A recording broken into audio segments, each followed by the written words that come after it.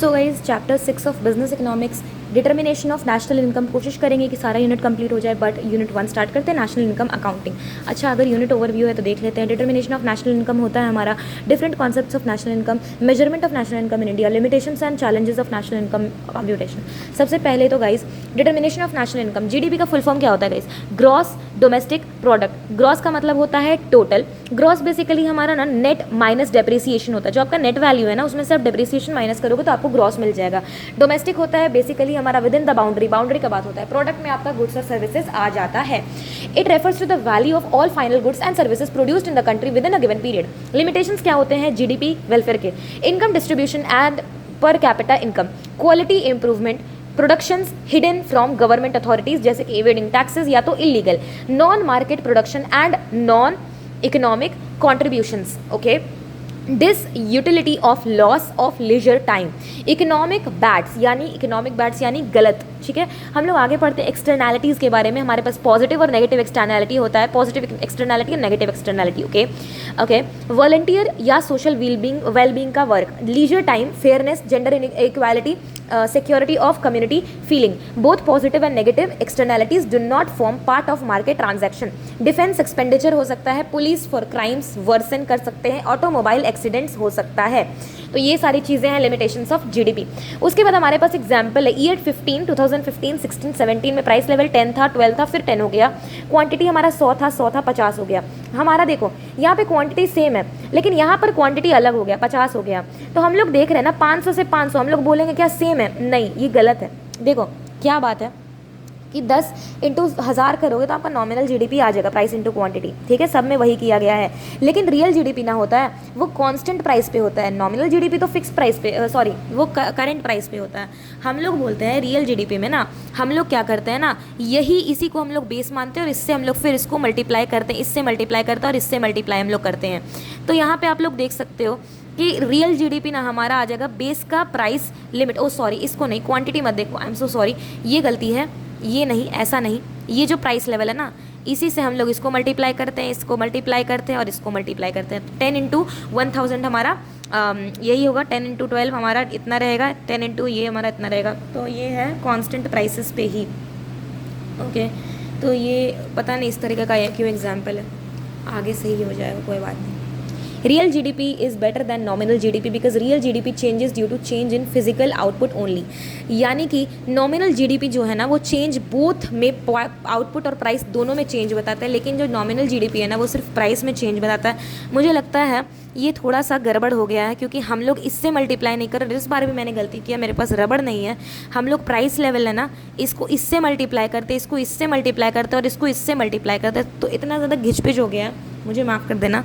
Price level को हम लोग क्वांटिटी इससे मल्टीप्लाई करेंगे ना, इससे मल्टीप्लाई करते तब हमारा रियल जीडीपी आता है। तो 100 इंटू 10 हमारा 1000, इतना इंटू 1000, इतना इंटू 500। ठीक है, तो रियल जीडीपी अगर हमारा नॉमिनल जीडीपी से ज़्यादा है तो यानी कि इसका ये मतलब है कि बेस ईयर का प्राइस लेवल ज़्यादा है करंट ईयर के प्राइस लेवल से। रियल जीडीपी अगर हमारा नॉमिनल जीडीपी से कम है तो इसका मतलब है कि बेस ईयर का प्राइस लेवल हमारा करंट ईयर प्राइस लेवल से कम है। रियल जीडीपी अगर हमारा नॉमिनल जीडीपी के इक्वल है, इसका मतलब ये है कि बेस ईयर का प्राइस लेवल ना करंट ईयर के प्राइस लेवल से सेम है। एक कॉन्सेप्ट आता है प्राइस इंडेक्स, या तो उसको जीडीपी डिफ्लेटर बोल दो, nominal GDP upon real GDP into 100। आप एनालिसिस कर सकते हो, जीडीपी डिफ्लेटर का वैल्यू 100 है, उसका वैल्यू अब 130 हो जाएगा ना तो प्राइस लेवल बढ़ गया 30% से। 100 रहेगा तो नो चेंज, अगर 62 हो जाएगा ना तो आप उसको माइनस करके देखना तो 38% का चेंज आएगा जो कि डिक्रीज हुआ है। ठीक है, नॉमिनल जीडीपी क्या है? अगर रियल जीडीपी 450 और प्राइस इंडेक्स 120 दिया हुआ है, हम लोग ये वाला फॉर्मूला यूज़ करेंगे। हमें प्राइस इंडेक्स दिया हुआ है 120 को यहाँ पे रखते हुए हम लोग रियल जीडीपी का वैल्यू निकाल देंगे और नॉमिनल निकल जाएगा इस तरीके से 540। हमारा एक क्वेश्चन बहुत ज़्यादा रिपीट हो रहा है, इन्फ्लेशन रेट इन ईयर 2। अगर आपको इन्फ्लेशन रेट दूसरे साल का निकालना है तो आप जीडीपी डिफ्लेटर ऑफ ईयर 2 लेते हो, उसमें माइनस करते हो जीडीपी डिफ्लेटर ऑफ ईयर 1 और अपॉन में करते हो जीडीपी डिफ्लेटर ऑफ ईयर 1 और इस सब को मल्टीप्लाई कर देते हो आप 100 से। वंस अगेन आप देख लो, GDP deflator of year 2 minus GDP deflator of year 1 upon GDP deflator of year 1 into 100। Inflation rate अगर उसी तरह आपसे अगर 3 निकालोगे तो GDP deflator 3 minus GDP deflator year 2 upon में जीडीपी डिफ्लेटर ईयर 2 इंटू 100 कर दोगे। ओके, उसके बाद हमारे पास आता है एक छोटा सा, बहुत ही छोटा सा एग्जाम्पल जो कि है 2011 में 70% है, 2012 में 80% है। आप लोग को देख करके अगर पूछा जाए कि कितने परसेंटेज का चेंज है तो आप लोग बिना झिझक के बोल दोगे 10% का, जो कि गलत हो जाएगा। हमसे पूछा कि इसमें से कितने परसेंट का चेंज है, बेसिकली हमारा जो 12 और 11 का जो गैप है यानी कि 80 माइनस 70 अपॉन में जो बेस ईयर है 11 उसका 70% लिखो, इनटू में 100 करोगे ना तो आपका 14.28% आएगा। ठीक है, 10% नहीं आएगा। ठीक है, अब हमारा इनकम दो तरीके का होता है, ट्रांसफर इनकम और फैक्टर इनकम, जो कि मुझे ऐसा लगता है कि आप लोगों को पता है। फैक्टर इनकम ना होता है हमारा अर्नड और ट्रांसफर इनकम होता है अनअर्नड। देखो, income obtained without providing any factor input, आप किसी तरीके का लैंड लेबर कैपिटल एंटरप्रेन्योरशिप नहीं प्रोवाइड कर रहे हो और आपको इनकम हो गया तो उसको ट्रांसफर इनकम कहेंगे। एक वन साइडेड इनकम होता है जैसे कि यूनिलैटरल कॉन्सेप्ट कहते हैं। अनअर्नड इनकम होता है जो नहीं इंक्लूड करता है calculation of national income, example हो गया gifts, pocket money etcetera. Factor income on the other hand is income earned by providing factor input. It is a two-sided income, that is bilateral concept है। earned income इसको कहते हैं। It is included in the calculation of national income, example rent income etc. Okay, so इसमें आ जाता है हमारा factor income में सभी तरीके का अर्नड जो कि हम लोग प्रोवाइडिंग फैक्टर यूनिट से करते हैं, लैंड लेबर कैपिटल एंटरप्रेन्योरशिप। ये टू साइडेड होता है, बायलैटरल कॉन्सेप्ट होता है, अर्नड इनकम होता है, इंक्लूड करता है calculation of national income, rent हो गया, इनकम हो गया, डेप्रिसिएशन या कंजम्पशन ऑफ फिक्स्ड कैपिटल या फिर करंट रिप्लेसमेंट कॉस्ट या फिर कैपिटल कंजम्पशन अलाउंसेज। जीडीपी हमारा 100 है, उसमें से डेप्रिसिएशन माइनस कर दो 10 तो हमारा नेट वैल्यू आ जाएगा 90।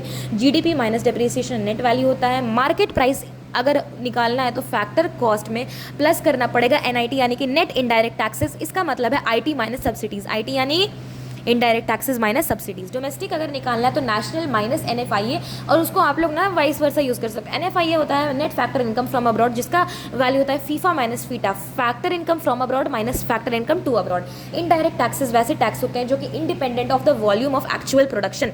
ठीक है, डायरेक्ट टैक्सेस नहीं होते, इनडायरेक्ट टैक्सेस होते हैं। ठीक है, production taxes plus product taxes. Indirect tax ना वॉल्यूम ऑफ एक्चुअल प्रोडक्शन से अलग होते हैं, इसमें प्रोडक्शन टैक्स भी आता है प्लस प्रोडक्ट टैक्स भी। Land revenue, stamps and registration fees and tax on profession, factory licence fees, taxes to be paid to the local authorities, pollution tax etcetera. और ये ना प्रोडक्ट टैक्स ना paid on per unit of product. ठीक है, जैसे कि excise duty हो गया, सेल्स टैक्स हो गया, सर्विस टैक्स हो गया, इंपोर्ट एक्सपोर्ट ड्यूटीज़ हो गया। उसके बाद ना हमारे पास आता है फैक्टर कॉस्ट में ना प्लस करोगे, फैक्टर कॉस्ट में आप प्लस करोगे production tax minus production subsidies, तो आपका बेसिक प्राइस आ जाएगा। तो ये आप आई होप कि आपको याद रहेगा, फैक्टर कॉस्ट में आप प्लस करोगे production tax minus production subsidies, आपका बेसिक प्राइस आ जाएगा। सब्सिडीज़ ना production subsidies plus product subsidies आ जाएगा, सब्सिडीज़। ठीक है, इंडिपेंडेंट ऑफ द, अच्छा बेसिकली यहाँ पर देखो ना production tax minus production subsidies कर रहा है ना, प्रोडक्शन सब्सिडीज़ ये प्रोडक्ट सब्सिडीज़, तो ये प्रोडक्शन का टैक्स है माइनस प्रोडक्शन का सब्सिडी है, उसमें फैक्टर कॉस्ट को जोड़ोगे आपका बेसिक प्राइस आ जाएगा। Okay, independent of the volume of actual production, यानी कि प्रोडक्शन सब्सिडीज़ और प्रोडक्ट सब्सिडी। प्रोडक्शन सब्सिडीज़ में ना railways subsidies to village and small industries plus कर दोगे प्रोडक्ट सब्सिडीज़ जो कि received on per unit of product पे, यानी फूड, पेट्रोलियम और फर्टिलाइजर सब्सिडीज़। क्वेश्चन है which of the following is true about the basic price on the determination of national income. सबसे पहले तो बेसिक प्राइस होता है हमारा factor cost plus production tax minus production subsidies.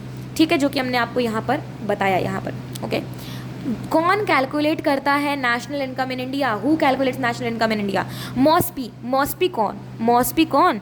Ministry of statistics and programme implementation, ministry of statistics and programme implementation.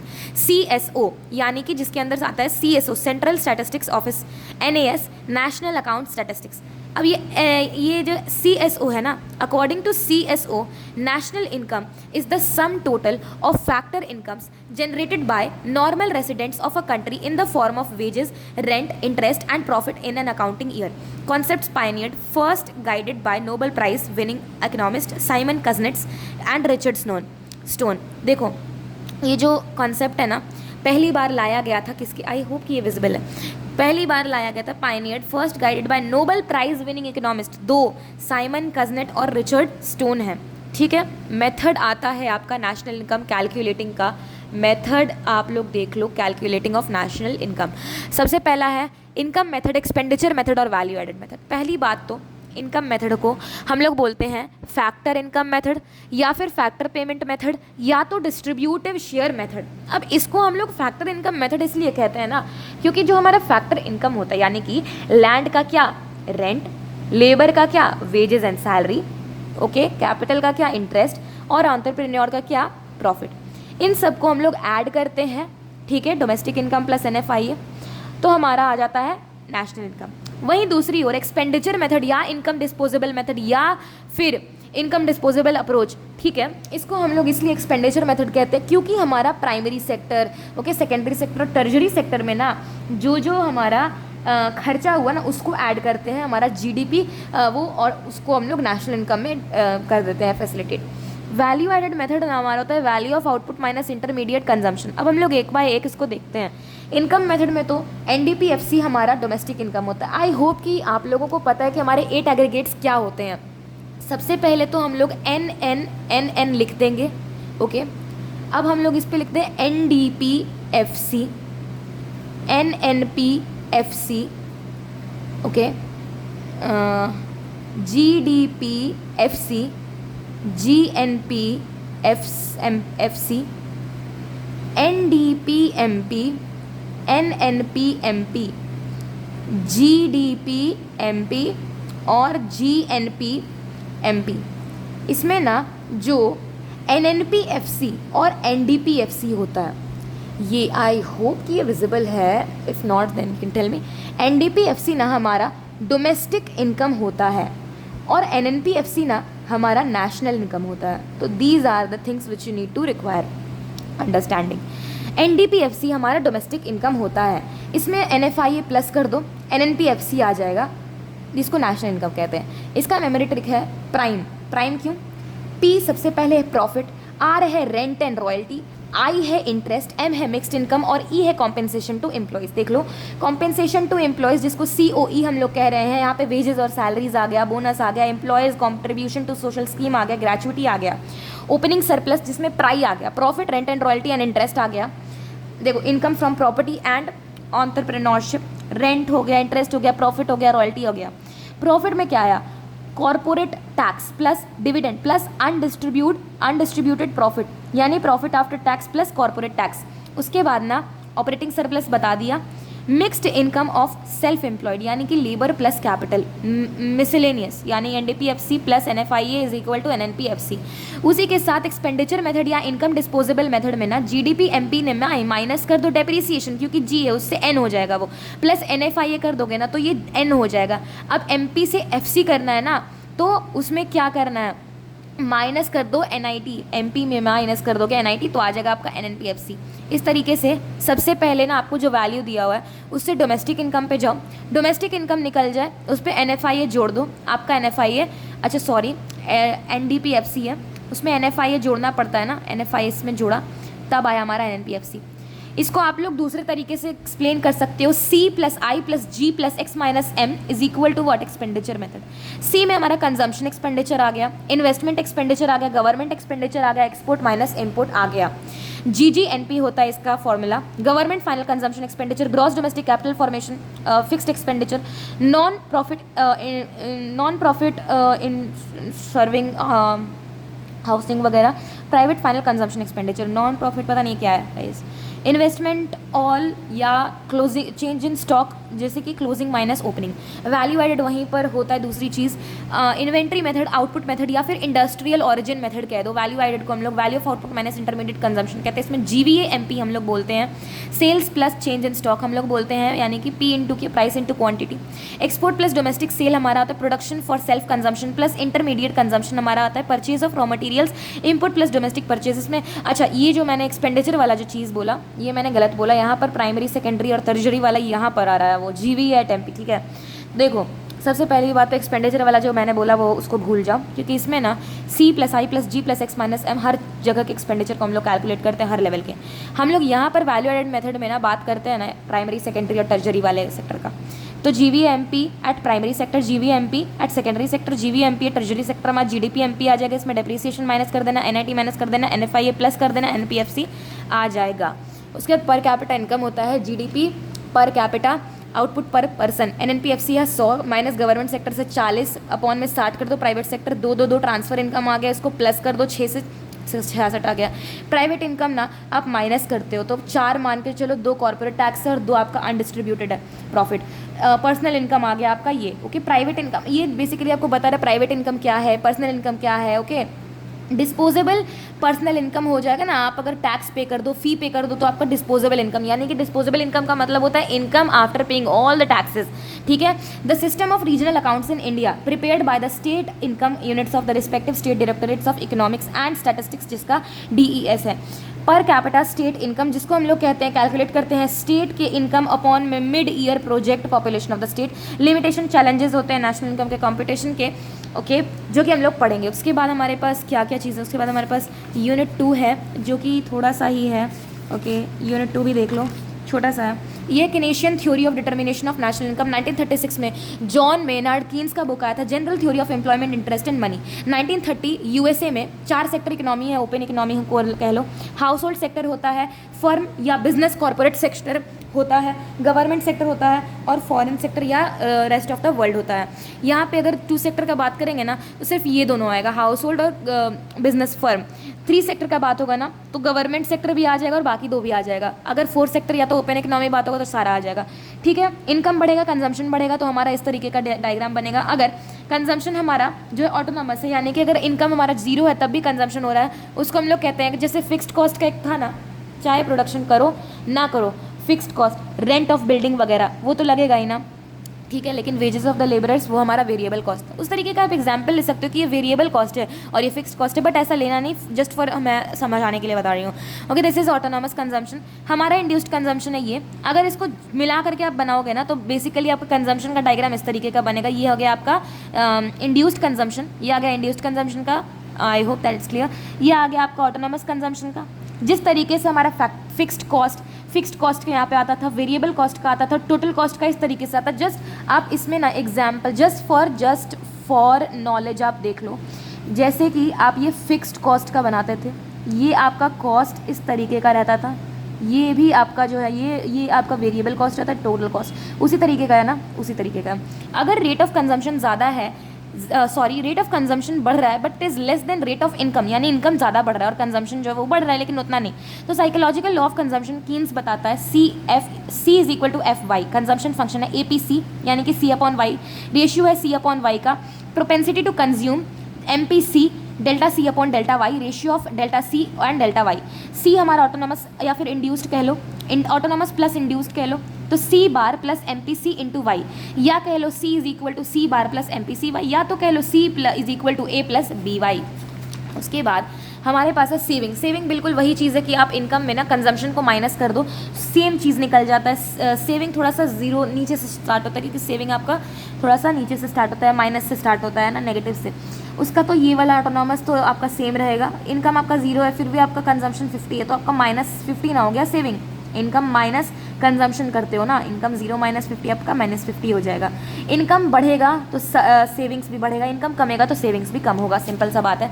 Saving function देख लो, S is equal to FY, APS होता है और MPS होता है सेविंग फंक्शन, या फिर propensity to save कह लो, है ना, MPS बोल दो, या तो S/Y होता है, MPS डेल्टा S/डेल्टा Y होता है। C is equal to C bar plus MPC Y, A plus BY, same. S is equal to -S bar plus MPS Y, S is equal to -A plus MPS Y। MPC plus MPS हमारा 1 होता है, APC plus APS हमारा 1 होता है। AD and AE that is C plus I, AS is equal to Y, C plus S। 3 sector हमारा होता है C plus I plus T। 4 sector होता है C plus S plus T। Equilibrium income determination AD is equal to AS, यानी कि Y equilibrium, C plus I is equal to C plus S, I is equal to S। यहाँ पर आप लोग देख सकते हो, ये है आपका बेसिकली वो दोनों को डायग्राम को मैंने मिला दिया। इन्वेस्टमेंट मल्टीप्लायर के होता है डेल्टा Y/डेल्टा I। बेसिकली आप लोग देख रहे होगे कि इनकम नीचे आता है ना, इस वाले केस में ना change in income due to change in investment बोल रहा है। K और MPC का डायरेक्ट रिलेशनशिप होता है, लेकिन K और MPS का इन्वर्स रिलेशनशिप होता है, यानी कि MPC बढ़ेगा तो MPC बढ़ेगा तो K यानी इन्वेस्टमेंट मल्टीप्लायर भी बढ़ेगा, लेकिन कम होगा तो वो भी कम होगा। MPS बढ़ेगा तो K कम होगा, K बढ़ेगा तो MPS कम होगा। MPS से ही देखो, MPS बढ़ जाएगा तो K कम हो जाएगा, ठीक है। तो 1/MPS 1/1 माइनस MPC। APS होता है S/Y, APC होता है C/Y। तो APS ना can be negative, can't be more than 1 से ज़्यादा नहीं होगा क्योंकि आप सारा थोड़ी सेव कर लोगे, थोड़ा तो कंजम्पशन पे लगाओगे। APC होता है ना, कैन बी मोर देन 1, और ये कभी भी नेगेटिव नहीं होता, कंजम्पशन कभी भी नेगेटिव नहीं होता है। नेट कैपिटल इनफ्लो होता है ना हमारा capital outflow minus capital inflow, okay, circular flow कहते हैं। मिनिमम वैल्यू MPC अगर 0 है तो मैक्सिमम वैल्यू 1 है, MPS 0 है तो मैक्सिमम वैल्यू 1 है, K हमारा 1 हो सकता है मिनिमम, और मैक्सिमम हमारा इन्फिनिटी भी हो सकता है। इसको हम लोग देखते हैं, यहाँ पर इनकम है, यहाँ पे हमारा AD का है, यहाँ पे AD2 का डायग्राम है। ये जो गैप आ गया ना AD1 से AD2, इसको हम लोग कहते हैं इन्फ्लेशनरी गैप। नीचे में भी इन्फ्लेशनरी गैप है, इसका आपका ना फिक्स्ड रहता है 45 डिग्री का। इसमें ना नीचे चला गया बेसिकली, ये तो ऊपर गया ना, ये ऊपर गया, यहाँ पे देख लो कि नीचे गया, ये डिफ्लेशनरी गैप होता है। AD हमारा ES की इक्वल रहता है, या तो S is equal to I होता है, यानी कि leakage is equal to injection होता है, इंजेक्शन होता है। 3 सेक्टर में AD is equal to AS में ना C plus I plus G, C plus S plus T। Government क्या लेता है, टैक्स लेता है। रेस्ट ऑफ द वर्ल्ड में क्या हो जाएगा, रेस्ट ऑफ द वर्ल्ड में आपका आ जाएगा टैरिफ वगैरह, ओके, वो सब हम लोग पढ़ेंगे। इसमें ना I plus G is equal to S plus T हो जाएगा, injection is equal to leakage आ जाएगा, इस तरीके से हम लोग बना देंगे। T हमारा क्या आता है, T फिक्स्ड, एक तो फिक्स्ड होता है यानी कि लंप सम टैक्स, और एक TY होता है जो कि प्रोपोर्शनल टैक्स, जितना आप गुड्स प्रोड्यूस करेंगे उतना इस हिसाब से टैक्स लगेगा। K is equal to 1/1 minus B into 1 minus T। Value of multiplier हमारा 4 होता है, तो 4 सेक्टर में ना आ जाएगा। AD is equal to AS में ना C plus I plus G plus X minus M is equal to C plus S plus T, यानी I plus G plus X और S plus T plus M, यहाँ injection is equal to leakage. K multiplier 2 sector के economy में, तो देखो B हमारा MPC, ये तो कन्फर्म है, तो K is equal to 1 minus MPC होता है, तो 1/1 minus B investment multiplier. 3 sector में ना टैक्स वगैरह आता है, तो K इज इक्वल टू 1/, में 1 माइनस MPC तो सब में है, लेकिन यहाँ पे 1 माइनस T हम लोग कर देते हैं टैक्स। 4 सेक्टर में ना फॉरेन वगैरह भी आ गया, तो M हम लोग ऐड कर देते हैं, इम्पोर्ट वाला, तो K is equal to 1/1 minus MPC जो कि B है प्लस M। तो I hope that is clear. उसके बाद हमारा चैप्टर खत्म होता है, बुक का स्टार्ट होगा बट अगले वीडियो में।